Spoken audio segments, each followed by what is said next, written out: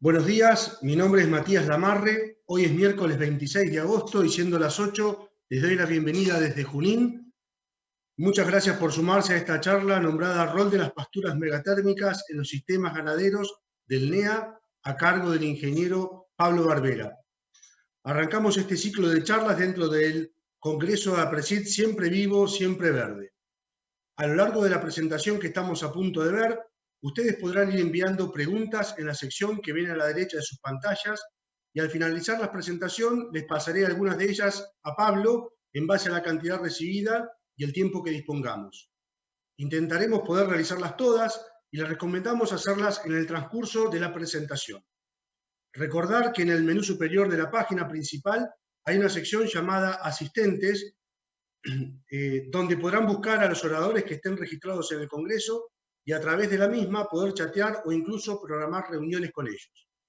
No olviden pasar por el espacio APRESID dentro del hall comercial, donde encontrarán entrevistas en vivo con especialistas, información de los programas de la institución y contenido exclusivo para los asistentes. Para seguir todo lo que sucede en las redes, no olviden utilizar el hashtag Congreso APRESID y así no perderse de nada.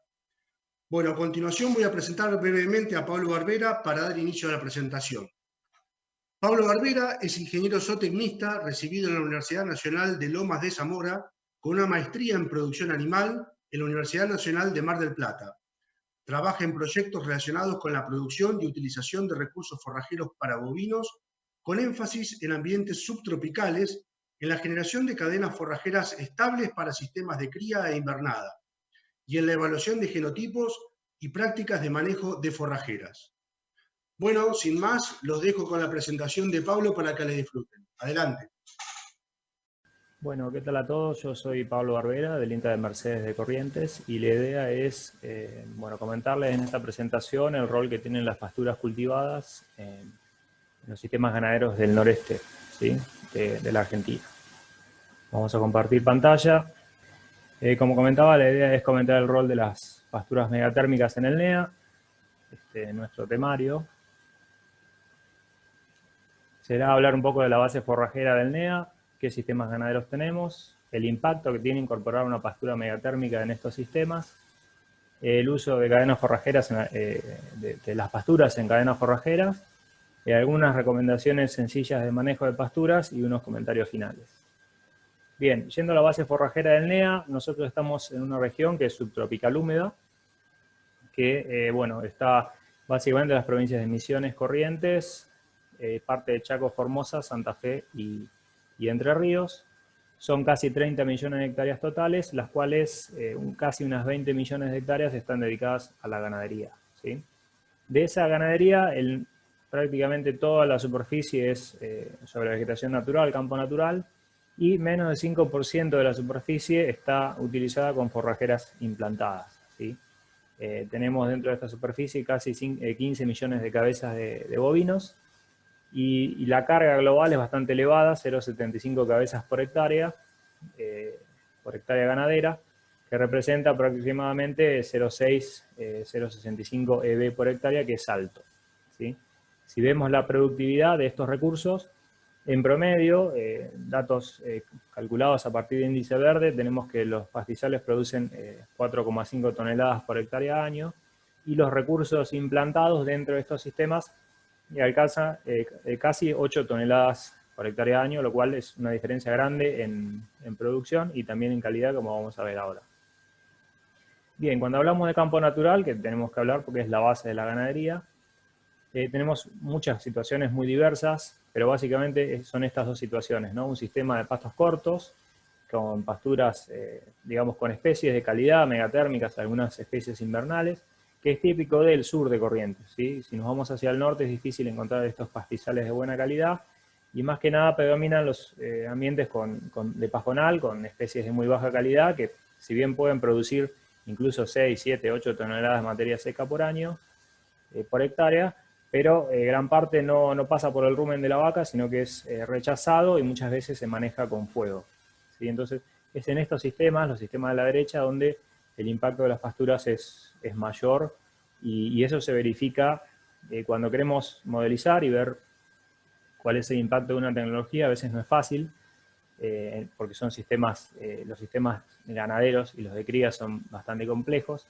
Pero, bueno, un ejemplo que tenemos, que es un trabajo que hizo Calvi y Pellerano en el 2018, que muestra para sistemas de cría del este de Chaco y Formosa, cuando tenemos un nivel tecnológico intermedio, estamos hablando de sistemas que tienen una producción física cercana a los 30-40 kilos de carne por hectárea y una carga de 0,3 EB, ¿sí?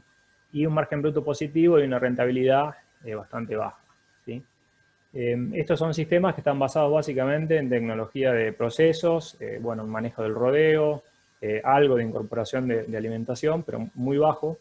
Y si nosotros queremos llevar este sistema a un nivel tecnológico más alto, bueno, lo que analizaron es el cambio con respecto a insumos más importante es la incorporación de pasturas, en este caso en un 15% del total de la superficie.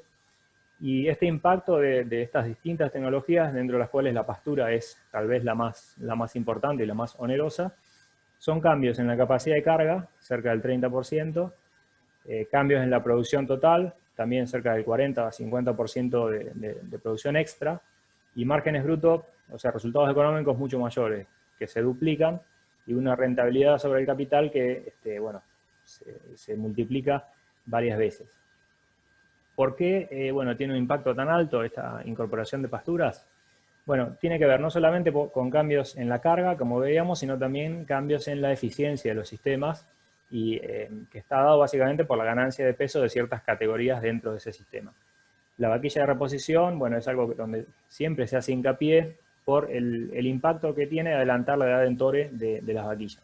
Generalmente las vaquillas se entoran en nuestra región con 3 años, en sistemas sin intensificación, sin el uso de alimentos externos, por una cuestión de ganancia de peso. Sobre estos pastizales que no ganan más de 80 kilos, menos de 100 kilos por año, para llegar a los 300, 350 kilos que tiene que tener una vaquillona para entorarse, se necesitan por lo menos 2 años de recría, y eso es lo que complica las cosas.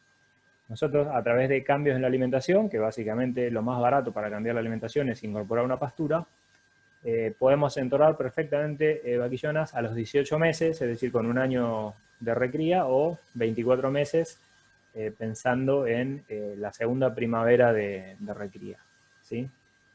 Esto se debe a que mejoramos la ganancia, como decía. Acá vemos algunas vaquillas de un módulo que funcionó muchos años en el centro de Corrientes, en ambientes anegables, sobre pastonilo, que es una de las especies que se utiliza en estos ambientes anegables.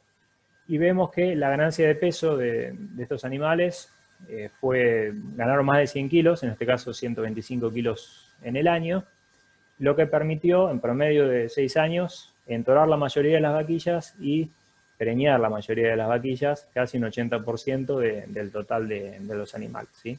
En ciclos de 6 años. Así que ese es un poco el principal uso que va a tener la pastura sobre un sistema de cría de nuestra región, pero también lo podemos utilizar de otras formas. Una de las ventajas que tiene el uso de pasturas es que podemos hacer reservas. Los henos, la acumulación de forraje durante el verano y la confección de heno es algo que se puede hacer con una pastura y es muy difícil de hacer con un campo natural por el tipo de especies que tienen. Y a modo de ejemplo, para mostrar, estos son datos de la unidad de cría intensiva que está funcionando en el INTA de Mercedes actualmente. Se utiliza el heno cosechado de pasturas sobre vaquillonas que están todo su primer año encerradas, lo cual libera superficie para los vientres. Y en este caso, bueno, es un sistema muy intensivo donde se trata de acelerar al máximo biológico el sistema de cría. Se entora a los 15 meses, pero el concepto sería importante es encerrar vaquillas, que puede ser también a los 18 meses y durante su primer invierno, que también es una tecnología que se puede usar.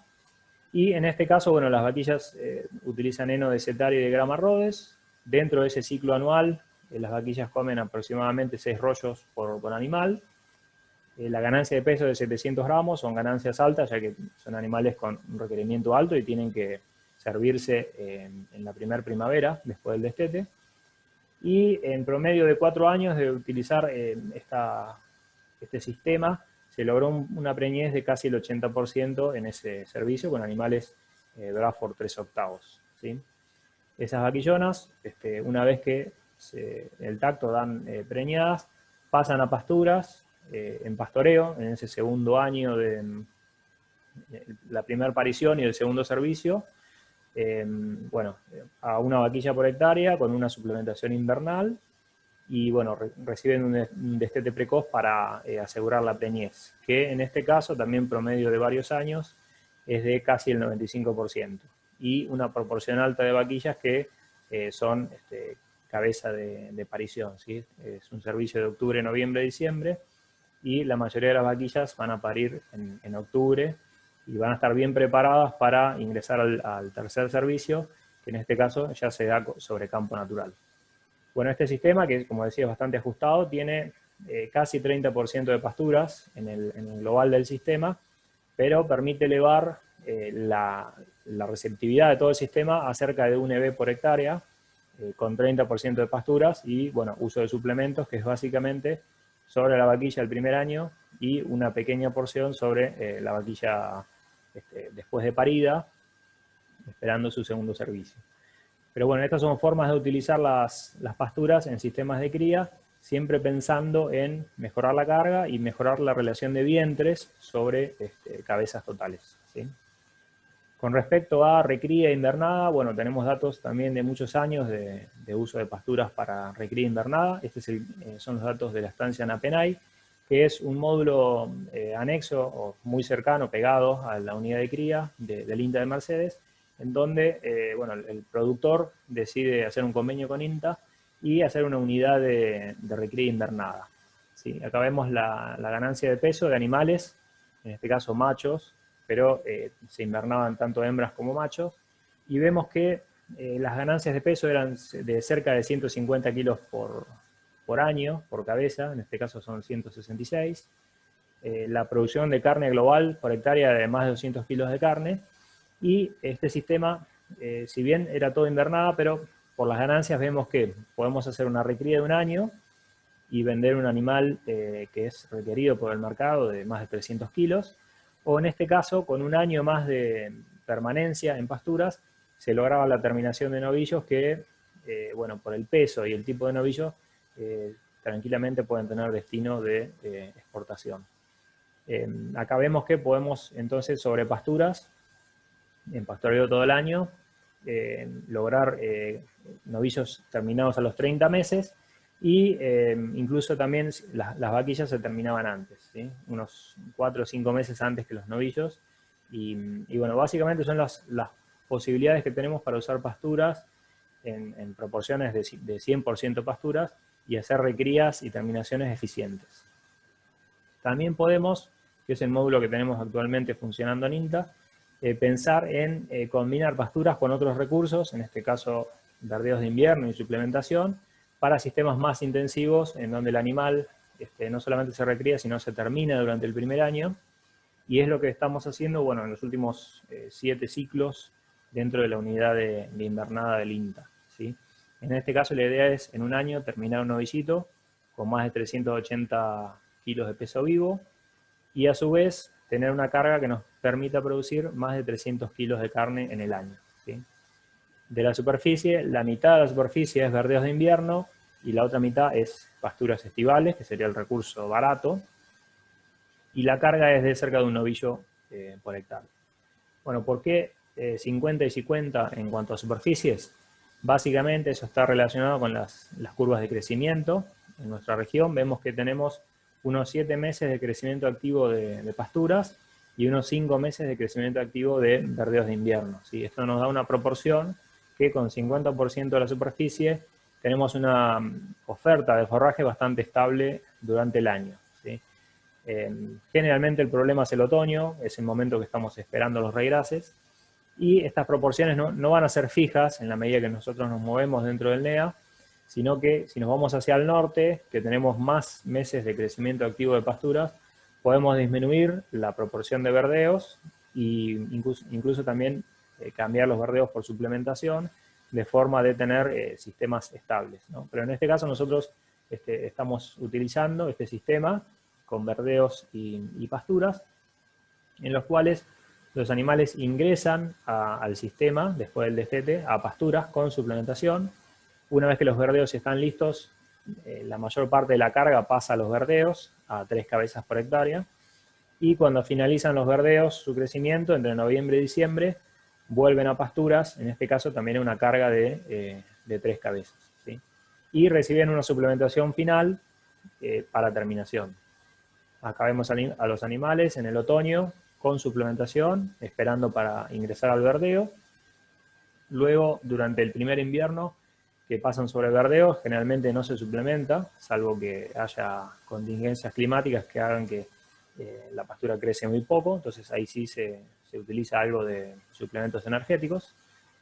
Y después, en la primavera, en la medida que las pasturas están en condiciones de ser pastoreadas, vuelven a pasturas, que son los kilos baratos que se logran dentro del sistema, y la terminación sí o sí es con el uso de suplementos, en este caso con autoconsumos, y ahí es donde la mayoría del concentrado que recibe el animal en el año va a ser comido, ¿sí? En promedio de los últimos 4 años, donde estabilizamos esta cadena forrajera, los animales ganaron 230 kilos en ese ciclo, la mayoría se terminó. El uso de concentrados es cercano a 600 kilos por cabeza, que como decía, la mayoría son al final del ciclo, y la producción de carne es de 350 kilos. ¿Sí? Es un sistema bastante ajustado, con mucho uso de insumos, pero bueno, combina buena eficiencia individual con buenas producciones de carne, ¿sí? Así que bueno, básicamente ahí tenemos distintas formas de utilizar pasturas dentro del sistema, ya sea de cría e invernada. Y antes de terminar, la idea es hacer un pequeño mensaje sobre el manejo de pasturas, ¿sí? Hay una diferencia muy grande en producción entre pasturas bien manejadas y mal manejadas. Acá vemos a la izquierda un sistema que es bastante común en nuestra región, de pasturas que tienen baja capacidad de carga. Generalmente al recorrer esas pasturas y ver que las ganancias de peso no son las que pretendería el productor, vemos que tenemos alturas muy bajas de pastoreo, no hay control de carga, generalmente tenemos más cabezas que las que deberíamos, y cuando preguntamos si se fertilizan o no esas pasturas, generalmente no, se dice no, solamente recibió fósforo a la siembra, después nunca más se fertilizó. Mientras que haciendo mediciones en pasturas que tenían ajustes de carga, donde la altura de pastoreo nunca bajaba de los 20 centímetros, y recibí algunas fertilizaciones, sobre todo fósforo en nuestra región en Corrientes, y algo de nitrógeno, las productividades son totalmente distintas. Esto que vamos a ver ahora son las tasas de crecimiento a lo largo del año, desde enero a diciembre, y vemos que obviamente las pasturas en invierno no crecen, por más que estén bien o mal manejadas, pero en los periodos de crecimiento activo, las pasturas con mal manejo, como decíamos, tienen tasa de crecimiento muy por abajo de las de una pastura en buenas condiciones, ¿sí? Prácticamente está produciendo lo mismo que un campo natural, pero bueno, obviamente con algunas ventajas en cuanto a calidad, pero lo que necesitamos, si queremos incrementar la productividad de los sistemas, son pasturas que produzcan 6, 7, 8 toneladas de materia seca, ¿sí? Con respecto al pastoreo, esto sería una situación ideal en caso de pastoreo rotativo, manejar cargas y tiempos de pastoreo que nos permitan entrar con 40 centímetros con una estructura vegetativa de este tipo y salir con pasturas que no bajen de los 20 centímetros, ¿sí? Esto es bueno para la planta, nos da persistencia. Estamos hablando de que pasturas de este tipo tienen que durar 7 años o más para que sea bajo el costo de amortización. Y por otro lado también tiene ventajas para el animal y la ganancia de peso. En algunas mediciones que hicimos hace algunos años sobre sistemas rotativos en setaria, se veía que en el periodo de verano-otoño, cuando bajábamos la altura de pastoreo, la altura remanente, la ganancia de peso también bajaba, ¿sí? Con 15 centímetros la ganancia de peso en novillos era cercana a 400 gramos, y si elevábamos digamos, la altura de salida a 25, las ganancias de peso ya eran mucho más interesantes, ¿sí? Entonces, bueno, para completar, tenemos que, como decíamos, las pasturas megatérmicas son el recurso clave si queremos a nivel macro cambiar la receptividad y la eficiencia de los sistemas de cría de nuestra región, que para que esta eficiencia de los sistemas de cría mejore con el uso de pasturas, tenemos que elegir bien las categorías en las cuales vamos a hacer hincapié. Siempre hablamos de la recría de vaquillas, el uso de ya sea diferidos o reservas en forma de heno para el invierno. Otras categorías también, por ejemplo, el engorde de vacas puede ser una categoría que sea clave porque me permite sacar los animales antes del invierno, lo cual baja la carga invernal, que es básicamente nuestro problema en los sistemas tanto de cría como de invernada. Y un punto clave también es no solamente incrementar la superficie de pasturas, sino hacer buenos mantenimientos de pasturas y buenos manejos para tener pasturas que estén produciendo 7, 8 toneladas de materia seca. Incluso pueden producir mucho más si agregamos nitrógeno, ¿sí? Así que bueno, un poco la idea era comentar estas cosas y después, bueno, la parte de interacción la podemos hacer ahora con las preguntas. Así que bueno, muchas gracias y hasta luego.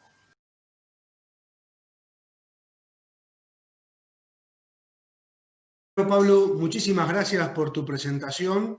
Espero que la hayan disfrutado mucho. Así que ahora vamos a dar lugar al panel de preguntas que puedan hacer. Vamos a tratar de ir contestándolas todas. Tenemos 20 minutos.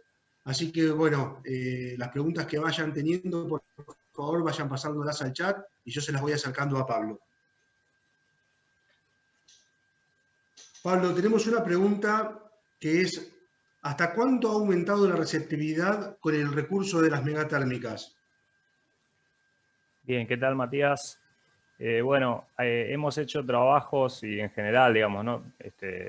En la región con fertilización y riego y lo que es receptividad se puede llegar aproximadamente a 4 o 5 cabezas por hectárea en nuestra región para los periodos de crecimiento, ¿no? Desde primavera hasta otoño. Después hay situaciones, depende mucho de la temperatura promedio de la región. Si nos vamos más hacia el norte podemos encontrar sistemas que tengan incluso cargas más altas, ¿sí? Hay sistemas con fertilización y riego que tienen niveles de carga muy, muy altos y producen más de 1000 kilos de carne, ¿sí? Depende un poco de dónde nos ubiquemos. Pero si estamos hablando de pasturas que con un potencial bien de temperatura y bien fertilizadas, imaginemos no sin riego, sino bien fertilizadas y con una disponibilidad de agua normal, que están produciendo 60, 70 kilos de materia seca por hectárea por día, bueno, la receptividad en esas situaciones sería 5 o 6 cabezas tranquilamente. El problema es cómo mantener esas cargas en un sistema, ¿no? Porque esos son, generalmente el crecimiento sea por pulsos en condiciones de secano, entonces tenemos momentos donde la productividad puede ser más alta. De hecho, los potenciales de crecimiento de estas pasturas son más de 200 kilos de materia seca por hectárea por día, pero el tema son que se da en forma de pulsos, ¿no? Entonces, la receptividad estable de un sistema que sufre esos vaivenes generalmente va en unas 3, 4 cabezas de recría en sistemas que están bien fertilizados y durante los periodos de activo crecimiento, ¿sí? Eso es lo que uno debería apuntar en un sistema intensificado, bien fertilizado, en lo que es el NEA. Perfecto. La otra pregunta es: ¿cómo calculás el porcentaje que vas a asignar de megatérmicas en los sistemas? Y bueno, ahí, como veíamos hoy, depende mucho de lo que es primero ver cuál es la oferta y cuál es la demanda, ¿no? O sea, generalmente nos plantamos en la demanda en función de qué categorías tenemos, si es un sistema de cría, de invernada, es un sistema mixto, y ver qué categorías nosotros realmente necesitaríamos cubrir con un recurso que con el recurso base no lo podemos lograr. Imaginémonos un sistema de cría donde decimos, bueno, yo necesito pasturas para recriar la vaquilla, para hacer algo de engorde de vacas y para recriar los terneros livianos. Bueno, en función de eso veo las necesidades y las cargas que podemos tener. Si no tenemos experiencia en pasturas, tendremos que mirar sistemas de la región que utilicen pasturas y ver las receptividades que pueden lograr en ese ambiente, porque depende muchísimo del ambiente, y en función de eso decir, bueno, necesito 200 hectáreas de pastura, 100 hectáreas que representan el 15 o 20 o 30% de la superficie total, ¿sí? Entonces, hay que basarse primero en lo que es la demanda de alimento, qué es lo que tengo que cubrir y en función de eso ver, armar un plan en el cual uno va incrementando la superficie de pasturas para alcanzar a lograr ese objetivo, ¿sí? Lo importante es hacer eso y no decir, bueno, voy a hacer una pastura porque sí, digamos, ¿no? Entonces, después en la pastura terminan entrando categorías que no son las que van a tener una sinergia dentro del sistema, sino que van lo que es la oportunidad, los animales que tienen algún problema y van a la pastura para que se mejoren. Esa sería la situación que no debería darse, ¿no? Perfecto. Y si quiero intensificar aún más el sistema, ¿qué otros recursos puedo usar? Bueno, ahí tenemos como escalones, ¿no? O sea, cuando hablamos de intensificación, generalmente en el NEA son sistemas que están sobre campo natural. El primer paso es la cuestión estructural, apotreramiento, caminos, agua de bebida, llegar con la suplementación. El paso número 1 que veíamos en la presentación de intensificación y uso de insumos sería algo de suplementación y pasturas megatérmicas, sería como el primer escalón. Y después hay nuevos escalones que uno que va metiendo dentro del sistema que se hace más intensivo, como son, por ejemplo, los verdeos de invierno y verano y eventualmente la agricultura, ¿no? Pensando en sistemas que arrancan netamente como ganadería. Entonces, en nuestra región generalmente es una pastura desetaria, una grama, una braquiaria. El siguiente paso es algún verdeo para el invierno, que es lo que veíamos hoy en sistemas ya muy intensificados como el que mostrábamos en la unidad de invernada. Y después también el uso de agricultura forrajera, pero serían pasos que si uno no puede hacer bien una pastura megatérmica, generalmente va a ser mucho más difícil hacer un recurso anual, ¿no? O sea, todo lo que sea recurso anual tiene que ser muy estratégico porque es mucho más costoso, ¿sí? Si uno mira el kilo de materia seca producido de una pastura, es más o menos la mitad o el 30% de lo que, del kilo de materia seca producido de un cultivo forrajero o de un verdeo, ¿sí? La ventaja de esos cultivos es que son estratégicos y uno los puede mover, los verdeos son en pleno invierno, pero digamos, si bien la proporción de pasturas, por ejemplo, puede ser de un sistema de 15-20%, el de verdeos y agricultura forrajera, por lo menos en los sistemas de corrientes, con el tipo de suelos que tenemos nosotros, es menos del 5% del global de un sistema de cría y recría, ¿sí? Perfecto. Nos están preguntando también, nos suele pasar que por alguna inclemencia que tengamos o alguna cuestión ajena a lo que queremos, tenemos que sacar los animales de lotes que estén pastoreando para dejar que esos lotes recuperen. La pregunta es si estas pasturas megatérmicas pueden servir como refugio, digamos, para llevar esos animales y dejar recuperar esos lotes en base a la gran oferta de forraje que produce. Sí, yo creo que sí, que pueden funcionar. De hecho, en esa unidad de invernada que nosotros mostrábamos, la pastura cumple esa función con respecto a los verdeos. Es decir, los verdeos son un recurso caro, el regras en ese caso, entonces uno lo tiene que cuidar y tratar de lograr hacerle 4 pastoreos en nuestro caso, ¿no? Entonces, ahora estamos entrando, por ejemplo, en un periodo muy seco que debe coincidir con la mayoría de las situaciones en todo el centro del país y el norte, y nosotros podemos terminar una vuelta de pastoreo en el verdeo, no va a haber rebrote y podemos utilizar esa pastura que también se utilizó con cargas altas en el periodo estival, pero nos sirve para hacer un puente, dejar unos días el verdeo sin pastoreo y aunque parezca poco, esa semana, 15 días de descanso, para el sistema es muy bueno. Entonces, y las pasturas funcionan bien en el sentido de dejar acumular mucho volumen y después utilizarlo con cargas altas. Eso trae el problema de la calidad forrajera. Obviamente siempre hay un trade-off entre cosas buenas y malas que nos suceden cada vez que hacemos algún manejo, pero es un problema menor, digamos, porque uno tiene los kilos de materia seca, por lo menos para sustentar a esas categorías, hasta que están otros recursos de mayor calidad disponibles, ¿no? Entonces, si nos vamos a otra zona donde tenemos recursos perennes templados, de alta calidad, me imagino si puede haber alguna alfalfa y demás, obviamente va a ser preferible que las pasturas megatérmicas, en ese caso, sean las que sufren alguna sobrecarga y no algún recurso más caro, digamos, ¿no? Y lo que tienen estas pasturas es que uno las puede sobrecargar en forma, como cualquier pastura en realidad, las puede sobrecargar en forma momentánea, ¿sí? Bajar un poco de las alturas recomendadas. El problema es cuando esas alturas, bajas alturas y ese sobrepastoreo se da en forma continua durante mucho tiempo, ¿sí? Ahí es donde realmente empezamos con problemas de persistencia en las pasturas. ¿Cuál sería el nivel óptimo de remanente de forraje que deberíamos dejar para que no sufra una megatérmica?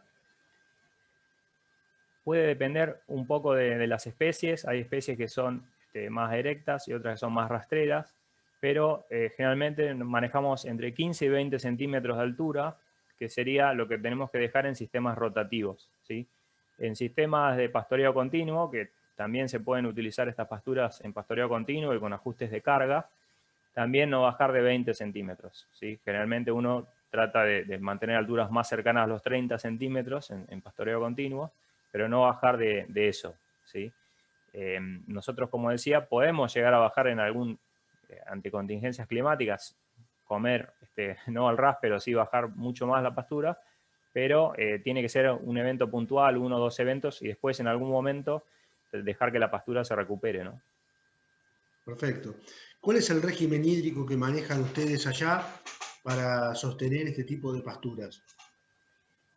Nuestro pluviometría promedio son entre 1400 y 1500 milímetros, pero hay vaivenes. Estos últimos años está lloviendo más, lo cual ayuda muchísimo a las megatérmicas.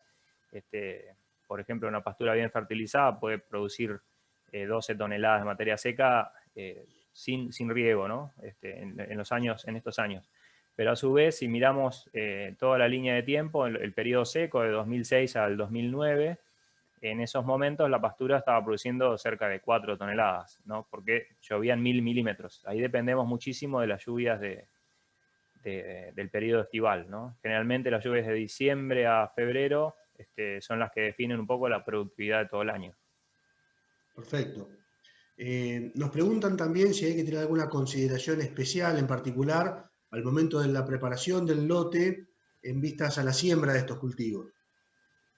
Bien, esa pregunta es clave. Si bien nosotros orientamos un poco a cómo se insertan las megatérmicas en los sistemas, pero el tema de implantación es el principal escollo que encuentra un productor a la hora de incorporar estos recursos, ¿sí? Porque de todos los posibles cultivos que tenemos para sembrar, estos deben ser los más difíciles de sembrar. Tenemos muchos problemas de calidad de semillas, muchos problemas en el momento del año, que es la primavera, donde se siembra, porque es un momento muy volátil, sobre todo en el tipo de suelo donde hacemos megatérmicas, que son suelos con muchas limitantes, ya sea salinidad, poca materia orgánica, pocas condiciones óptimas de suelo tenemos en general.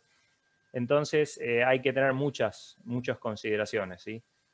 Hay 5 puntos, que sería elegir bien la especie para el lote, es decir, poner la especie de loma en la loma y la especie del bajo en el bajo y la que aguanta salinidad.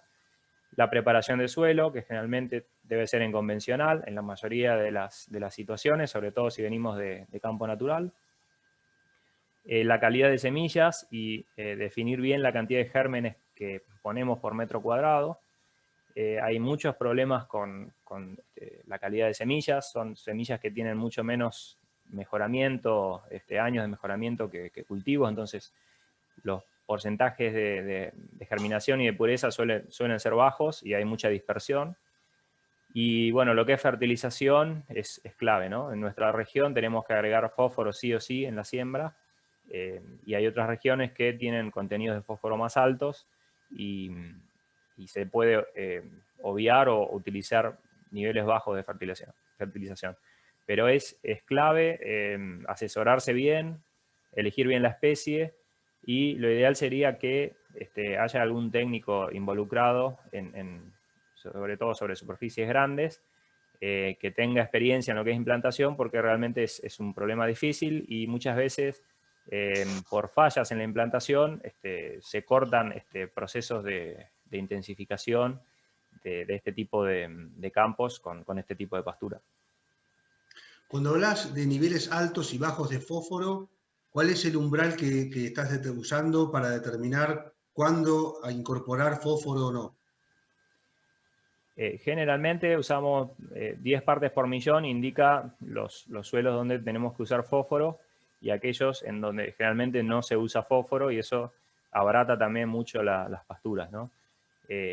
hacer una de estas pasturas sale $300 por hectárea con el fósforo, ¿no? Entonces, el hecho de no usar fósforo en ambientes que tienen mucho fósforo, que tienen 50, 60 partes por millón, que en realidad son los ambientes más del Chaco y más en la parte más semiárida del Chaco o subhúmeda, ahí se obvia el fósforo por lo menos de entrada, ¿no? Después hay que ir haciendo un diagnóstico porque obviamente pasturas que producen mucho también tenemos extracción de nutrientes y redistribución dentro de los lotes y hay que ir viendo de que después no sea una limitante, ¿sí?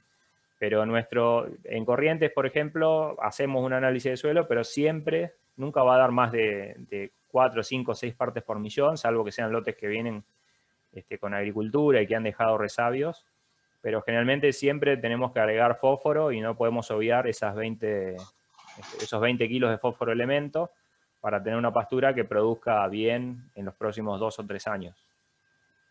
Perfecto. Y en base a eso también, ¿cómo manejás el nitrógeno? ¿Cuándo incorporás? ¿Cómo decidís qué dosis utilizar de nitrógeno? Bien. Depende mucho también del ambiente, la disponibilidad de nitrógeno que nos entrega el suelo en cada región. Como decíamos, estas pasturas las incorporamos en sistemas donde hay poca entrega de nitrógeno por parte del suelo, forma nativo. Y cuando hacemos la implantación y tenemos las plantas logradas, que vamos a los lotes y contamos las plantas por metro, el momento del macollaje sería un excelente momento para incorporar nitrógeno, ¿sí? Y las diferencias productivas de una pastura que arranca con urea y otra que arranca sin urea son altísimas, ¿sí? Sería el momento de la pastura en el cual la eficiencia de uso de nitrógeno es máxima, ¿sí? Al inicio. Y después nosotros podemos incorporar, obviamente en periodos de activo crecimiento a partir de la primavera y en momentos que coincidan con lluvias, nitrógeno en cualquier pastura que esté en buen estado, ¿sí? Y eso nos va a definir un poco la productividad, ¿sí? O sea, sabiendo que no tenemos problemas con fósforo y potasio, podemos llegar a producir generalmente 7, 8 toneladas, ahí depende un poco de si viene más lluvioso o no el año, y a medida que incorporamos nitrógeno al sistema, podemos llevarlo hasta el potencial de secano, que sería aproximadamente 15 toneladas, solamente que después obviamente cada dosis extra de nitrógeno que pongamos va a redundar en menos kilos, ¿no? Entonces tenemos un rango de respuesta lineal muy grande, hasta 100, 200 kilos de urea, y dependiendo un poco del año, obviamente años más lluviosos, ese rango se dispara. Pero bueno, lo importante también cuando aplicamos urea es tener los animales y la carga para aprovecharlo en el corto plazo, ¿sí? Entonces, si no tenemos dentro de los 2-3 meses para aprovechar esa producción extra, muchas veces no sirve, digamos, utilizar dosis muy altas de nitrógeno, ¿no? Perfecto. También se puede combinar en reservas, ¿no? Reservas sí, uno aplica nitrógeno y es donde también la eficiencia de uso es muy alta. Muy bien. ¿Cuál es la vida media de una pastura de estas hasta que deja de ser óptima? Digamos, ¿cuánto es la vida media que tiene y cuándo decidís que esa pastura ya la tengo que renovar o pasar a otra cosa porque su productividad cayó? Sí. Bueno, nosotros aspiramos a que las pasturas produzcan 7 años en forma activa, lo que nos permite amortizar esa pastura que, como decíamos, es difícil implantarla, tenemos fallos, 1 de cada 5 siembras, es normal que podamos fallar, entonces necesitamos que las pasturas amortizarlas en esos por lo menos 7 años. Pero lo que sabemos es que con buen manejo, sobre todo si utilizamos nitrógeno y manejamos bien las cargas, tenemos pasturas que pueden durar 20, 30 años y están en muy buenas condiciones, ¿sí? Entonces, lo ideal sería eso. Entonces, la amortización cada año extra, la amortización se hace más pequeña y el riesgo de implantar una pastura también lo obviamos porque ya tenemos las pasturas. Lo que vemos después es si hay que hacer renovaciones. Ahí vemos la composición botánica, si hay especies que han ingresado en la pastura, que no las podemos sacar con manejo, digamos, dejando la pastura y dejándola fertilizándola, no podemos solucionar, bueno, ahí se puede meter una rastra y renovar una pastura, que es más barato que sembrarla, ¿no? Porque nos ahorramos la semilla. Pero puede ser, por ejemplo, si hay ciperáceas como la totora, especies como el Sporobolus, o sea, gramíneas que no las comen los animales y que van ocupando mucho espacio. Entonces ahí decimos, tenemos que meter rastra, ¿no? Pero si las especies que la composición botánica es menor, porque hay especies de bajo porte, malezas rastreras y demás que con manejo las podemos solucionar, muchas veces clausurando el lote y aplicando una buena fertilización, recuperamos la composición botánica de la pastura, ¿no? Entonces va a depender mucho de eso. Lo que vemos es que pasturas que se han incorporado después de la agricultura, donde la agricultura generalmente deja malezas anuales, es más fácil mantener la composición botánica porque todas esas especies muy difíciles de matar ya fueron eliminadas por la agricultura, ¿no? Que eran las especies de los campos naturales originales. Y quedan especies que son las especies problemáticas para la agricultura. En esas situaciones es muy fácil mantener la composición botánica. El problema es cuando arrancamos mal de entrada sobre un antecesor que es campo natural y quedan especies del campo natural que son difíciles de eliminar. Bueno, ahí tenemos que entrar después con renovaciones que incluso pueden incorporar glifosato o otro herbicida total para liquidar esas especies, ¿no? Perfecto. Al momento de la implantación, el manejo de malezas, ¿lo hacen con métodos mecánicos? Vos decías que lo ideal es arrancar en convencional, pero ¿utilizan algún tipo de fitosanitario para lograr la implantación libre de malezas? Bueno, ese es un punto muy complicado porque son gramíneas que, a diferencia de cultivos, como puede ser sorgo y maíz o trigo, ahí tenemos una batería de herbicidas que nos permiten combatir una gramínea sobre la gramínea que yo estoy queriendo implantar. En lo que es megatérmicas, hay muy pocos de esas situaciones. Lo que hacemos es hacer labranza convencional, hacer el emparejamiento y un glifosato o un herbicida total presiembra, ¿sí? De esa forma tratamos de controlar todas las malezas anuales y las especies rápidas que aparecen después de los laboreos, ¿sí? Una opción podría ser el uso de atracina. De hecho, en Brasil se utiliza la atracina en braquiaria porque tiene cierta tolerancia, ¿sí? Pero, bueno, como nosotros decíamos que tenemos fallos aún sin utilizar herbicidas, que sería como agregar un factor negativo más a una implantación. Entonces lo ideal sería todo ese trabajo hacerlo previamente a la siembra.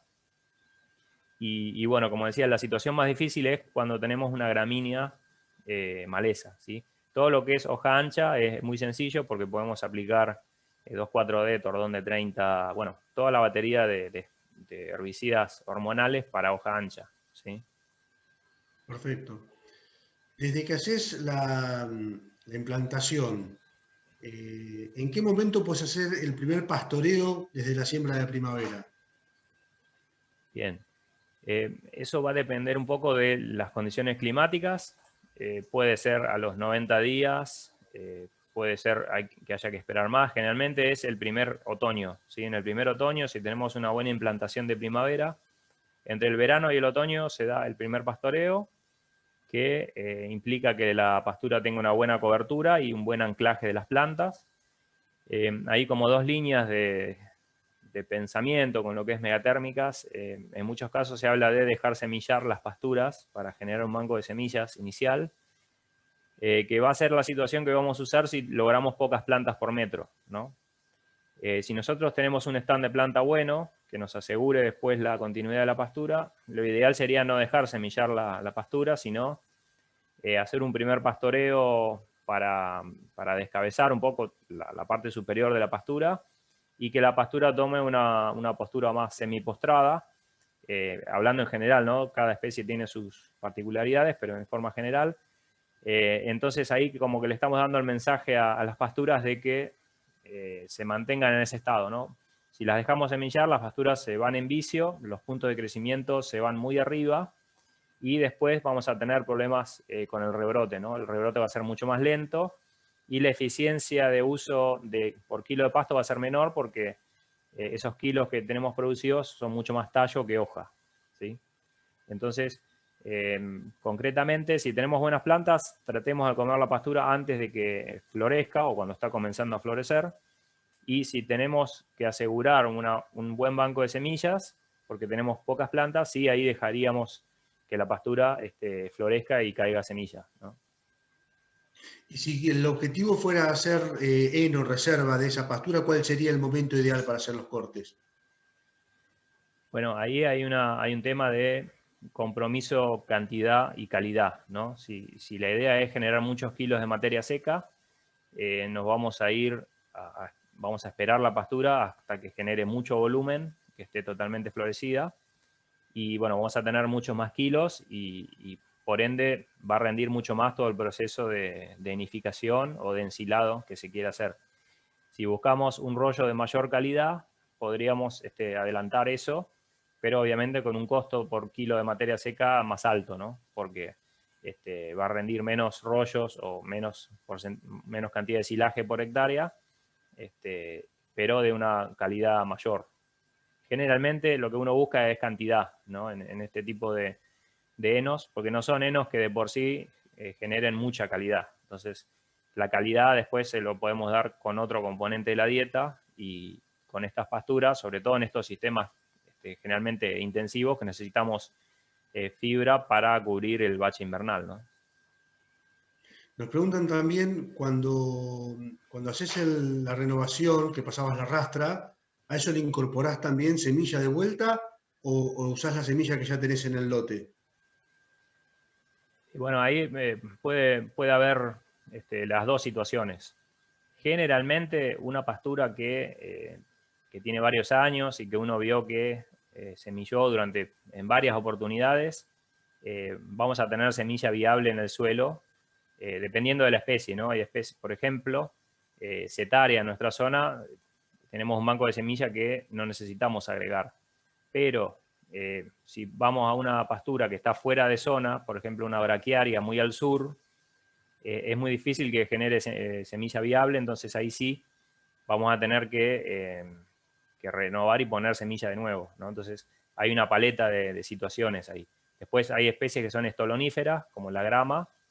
Yo particularmente tengo poca experiencia en renovación de grama porque en nuestra zona se están usando las gramas desde hace menos años, pero también sería una situación similar. Nosotros tenemos banco de semillas y tenemos una planta que puede generar estolones, entonces probablemente con las labores no haya que incorporar después semilla nuevamente. Bueno, Pablo, podemos pensar que por una oferta de calidad y de cantidad, este tipo de recursos nos permiten estabilizar la oferta de forraje de un establecimiento. Sí, lo que tiene es que, como veíamos hoy, generalmente los sistemas del NEA, el campo natural crece en primavera-verano y tenemos el bache invernal, ¿no? Estas pasturas megatérmicas también producen mucho en ese mismo momento, ¿no? Primavera-verano. Lo que tienen es la posibilidad de diferirse hacia el invierno con mayor calidad que muchos de las especies del campo natural, ¿sí? Sobre todo en ambientes compajonales. Entonces, esa posibilidad de diferir forraje y utilizarlo en forma más eficiente, ya sea con suplementación proteica o sin suplementación proteica o con reservas, nos permite realmente cubrir ese bache forrajero de alguna forma, ¿sí? Entonces, si lo utilizamos de esa forma, sí, vamos a poder estabilizar la oferta forrajera, ¿sí? Si lo utilizamos con cargas altas en el periodo de alto crecimiento, bueno, podemos cubrir, no tanto generar forraje, diferir forraje, sino probablemente sacar alguna categoría antes de llegar al invierno, y eso también nos ayuda a ajustar, ¿sí? Pero bueno, eso habría que tenerlo claro a la hora de diseñar una oferta forrajera y cómo se inserta la pastura dentro del sistema, ¿no? Bueno, nos está quedando alguna pregunta afuera, pero se nos ha acabado el tiempo. Así que te agradecemos muchísimo, Pablo. La verdad que es muy, muy interesante. Seguramente se van a poder hacer más consultas a los que hayan quedado pendientes dentro del chat que hay con los panelistas en la plataforma. Así que te agradecemos un montón, Pablo. La verdad que personalmente la disfruté mucho. Es un tema que no domino y me ha sido muy claro. Muchísimas gracias. Gracias, Matías. Un abrazo. Gracias a todos por estar presentes en este 28º Congreso de APRESID. Muchas gracias.